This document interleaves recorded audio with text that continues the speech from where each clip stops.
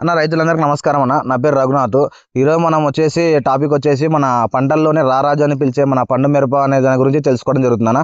మనకు పండు మిరప వచ్చేసి రైతులు చాలా మంది ఏమనుకుంటారంటే ఏ విత్తనం అయితే మనకి ఏ నేలకు సూట్ అవుతుందో ప్లస్ మనకి పంట అనేది దిగుబడి అనేది రాను రాను వచ్చేసి తగ్గిపోవడం జరుగుతుంది. ఏంటికంటే వైరస్ బింగి కానీ చీడ పురుగులు కానీ ట్రిప్స్ మెయిట్స్ దానికి వచ్చే ఫంగిసైడ్ తెగుళ్ళ గురించి కానీ చాలా మంది రైతులు అనేది మిరప పెట్టడం తగ్గుకుంటూ వస్తుంది. 2023 2024లో పెట్టినంత వేల ఎకరాలలో ఈ 2025 2026 పెట్టడంలో తగ్గింది.